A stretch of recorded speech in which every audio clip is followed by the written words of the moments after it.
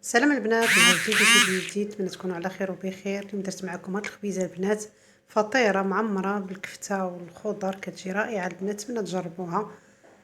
هانتوما البنات خفيفه. اول حاجه كنديروا الحشوه البنات باش تبرد لينا. درت البصله وفلفله حمراء وخضراء وشويه الكفته، درت الزيت والملح، خليتها تدبلت شويه، ودزت الثومه والعطريه البنات باش تشربنا مزيان ديك الماء ديالها، تولي معلكه البنات. صافي نحطوها على جانب تبرد.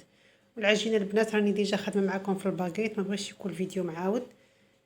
قسمت العجينه على جوج البنات، غنطلق هاد الاولى هادي وغنحطها في الطاوه نيشان، وغنطلق الثانيه ونخليها على جانب تندير الحشوه. صافي كتطلقها البنات بكل سهوله البنات. كنلويها في الدلاك بحال هكا، كنحط الطاوه، درت ورق الزبده دهنتو بشويه الزبده البنات. طلقت هذيك العجينه الاولى اللي فيتها على الدلاك. صافي كنحط الحشوه البنات. هنا طلقت الثانيه حتى هي.